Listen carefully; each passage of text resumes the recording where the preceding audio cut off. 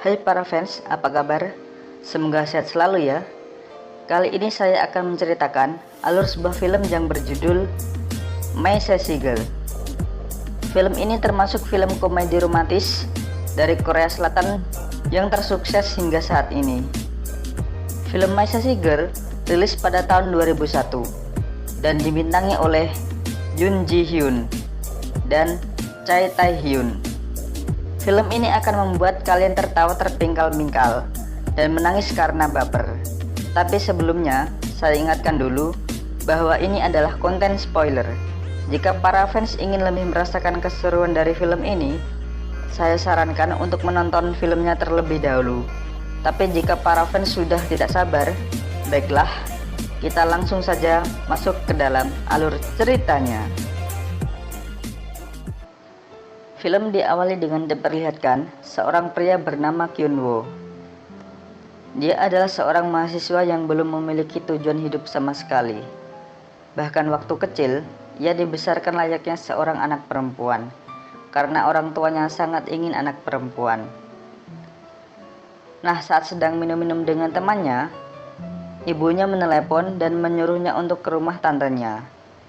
Ya, tantenya sangat rindu kepada Kyun Woo karena anaknya meninggal 1 tahun yang lalu, dan Kyun Woo ini sangat mirip dengan anaknya yang meninggal itu.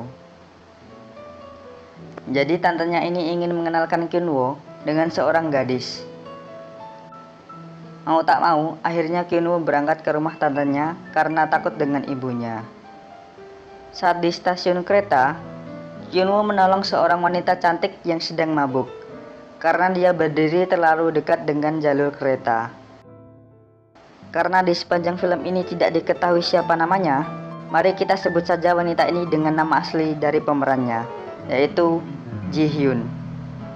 Dan saat di dalam kereta, Ji Hyun tidak sengaja memuntahi seorang pria di sana. Dan sebelum pingsan, dia memanggil kata sayang kepada Kyun Woo. Semua orang pun melihat Kyun Woo, karena mereka mengira Kyun Woo adalah kekasihnya. Sehingga mau tak mau, Kyun Woo membersihkan muntahan dari wanita itu. Karena tidak tega meninggalkan Ji Hyun, Kyun Woo menggendongnya. Tapi karena dia tidak tahu rumahnya, jadi Kyun Woo membawanya ke sebuah motel. Ia lalu mandi di sana karena banyak muntahan di badannya. Namun sialnya, saat akan memakai handuk, tiba-tiba polisi datang merazia motel tersebut. Dan Kyun Woo berakhir di penjara. Besoknya, ia dibebaskan dan pulang ke rumah. Saat di rumah, tiba-tiba Kyun Woo ditelepon oleh Ji Hyun dan menyuruhnya untuk datang ke stasiun. Ji Hyun ingin mengetahui apa yang terjadi kemarin, dan mereka pun pergi minum-minum bersama. Di sana, Ji Hyun menangis sambil curhat kalau dia habis putus dengan pacarnya kemarin. Namun tiba-tiba Ji Hyun yang mabuk itu pingsan. Ya, akhirnya Kyun Woo membawa lagi Ji Hyun ke motel. Dan tanpa sadar, ia mulai menaruh hati kepadanya. Ia ingin mengobati kesedihan dari Ji Hyun. Singkat cerita, tiba-tiba datang Ji Hyun ke kelas Kyun Woo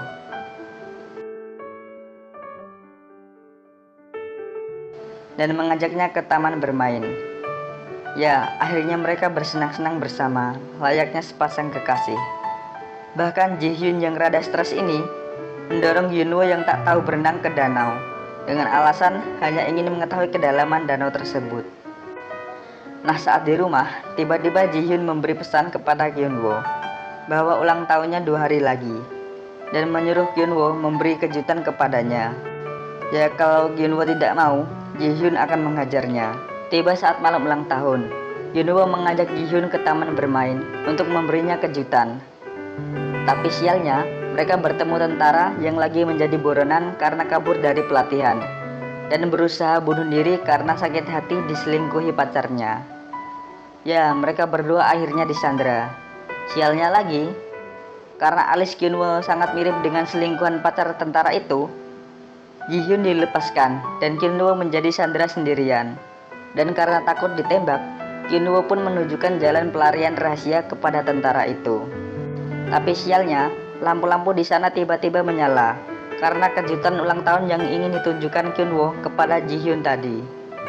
Dan itu membuat mereka ketahuan. Di sana, sniper sudah akan menembak tentara itu. Tapi Ji Hyun datang dan mengatakan, 김인경 아저씨, 애인이 마음 변했다고 했죠? 정말 애인을 사랑했어요? 스스로한테 물어보세요. 내가 보기엔 아닌 것 같아요. 정말 사랑한다면 사랑하는 사람 놓아줄 줄 알아야 돼요. 그렇지 않으면 사랑한 게 아니에요. 사랑하지도 않는 사람이 남한테 집중하면 어때요? 그만하세요. 그리고 당당하게 그대로 돌아가세요. 오빠 같은 사람은 사랑이 뭔지 더 알아야 돼요. 사랑이 뭔지 더 알려면 우리 모두 더 살아봐야 된다고요. dan itu membuat tentara itu tersadar dan melepaskan Kyunwoo. Setelah itu, kembang api pun muncul. Dan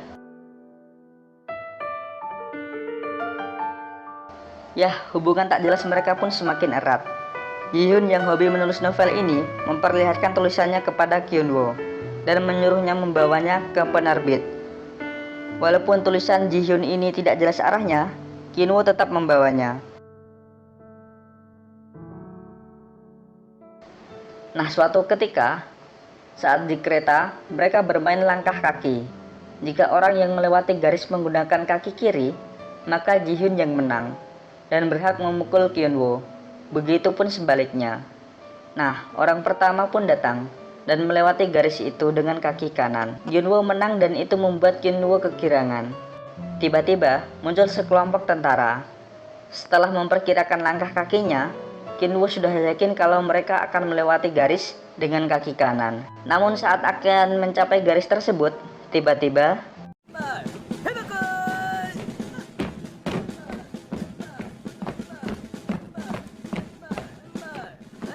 dan itu membuat Kyunwoo babak belur. 똑바로 대.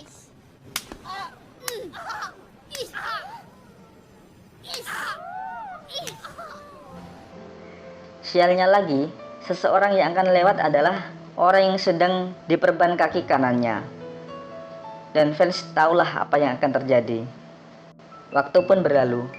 Mereka pun sering menghabiskan waktu bersama, mulai dari bermain squash sampai bermain kendo.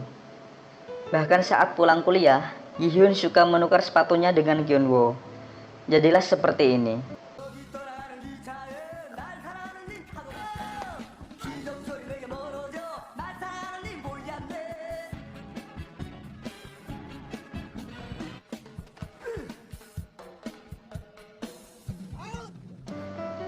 Singkat cerita, tibalah 100 hari hubungan tak jelas mereka, dan Ji Hyun menyuruh Kyunwoo membawakan bunga saat ia sedang kuliah. Mau tidak mau, Kyunwoo harus melakukannya. Awalnya, Kyunwoo melakukan dengan setengah hati, tapi saat melihat Ji Hyun bermain piano, ia benar-benar merasa jatuh cinta kepadanya. Dan seiring waktu, hubungan mereka bertambah dekat. Nah, saat mengantar Ji Hyun yang mabuk pulang ke rumah, Kyunwoo bertemu dengan orang tua Ji Hyun. Di sini, orang tua Ji Hyun tidak merestui hubungan mereka.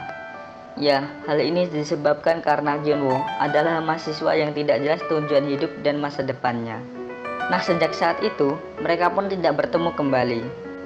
Dan suatu ketika, saat Kyunwoo ingin move on, Ji Hyun meneleponnya dan mengajaknya bertemu. Dan saat mereka bertemu, di sana ada seorang pria yang dikenalkan orang tua Ji Hyun dan sedang PDKT dengannya. Kita panggil saja dia Park. Saat Ji Hyun kembali dari mencuci muka, Kyunwoo sudah tidak ada. Di sana Park mengucapkan 10 aturan untuk mendekati Ji Hyun yang diberitahukan oleh Kyunwoo kepadanya. Mendengar itu, hati Ji Hyun tersadar dan berlari mencari Kyunwoo, tapi mereka belum ditakdirkan bertemu. Ji Hyun terus mencari Kyunwoo hingga sampai ke stasiun. Ji Hyun terus mencarinya sampai ia pergi ke monitoring dan memanggil Kyunwoo. Dan 너 지금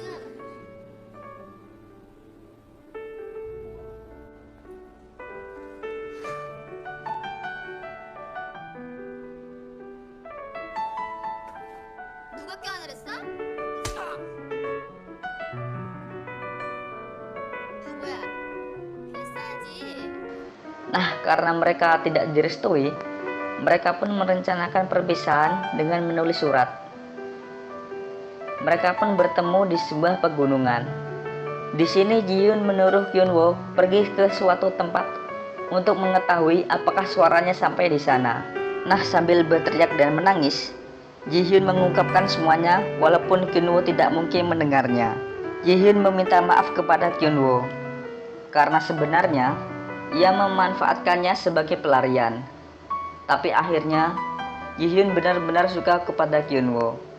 Namun di sisi lain, ia tidak bisa melupakan mantan pacarnya yang betul-betul ia cintai. Setelah itu, mereka mengubur surat mereka di bawah sebuah pohon. Dan mereka berjanji akan bertemu dan membuka surat itu 2 tahun kemudian. Dan saat di stasiun, mereka pun berpisah.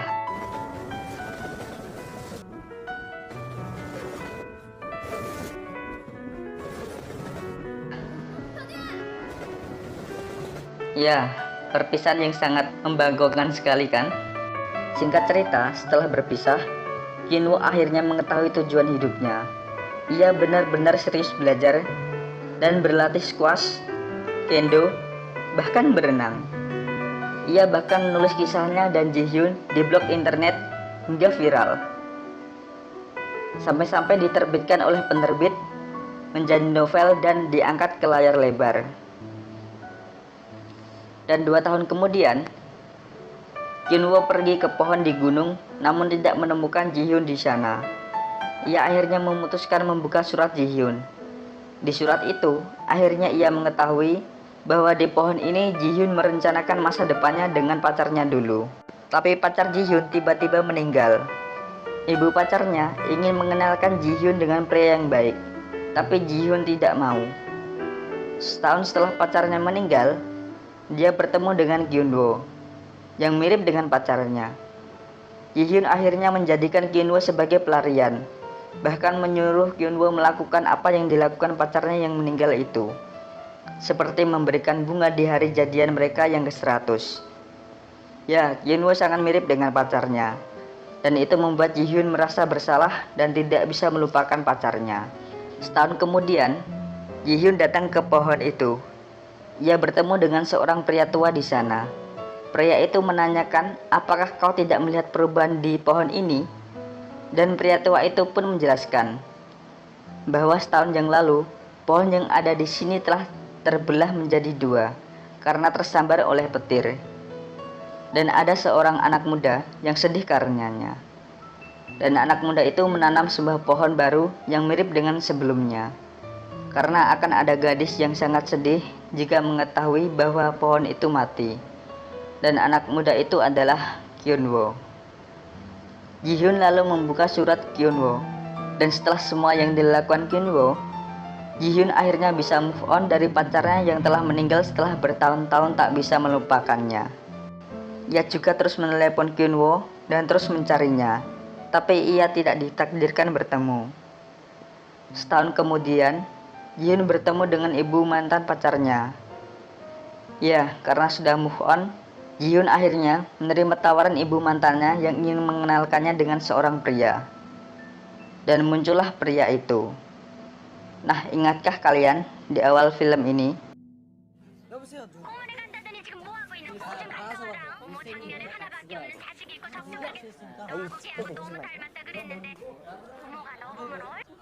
닮기는 뭐 하나도 안 닮았더구만. 그리고 Jadi tante Kyun-woo adalah ibu dari pacar Ji-hyun yang sudah meninggal, yang ingin menjodohkan mereka, dan akhirnya takdir mempertemukan mereka kembali. Dan film pun selesai.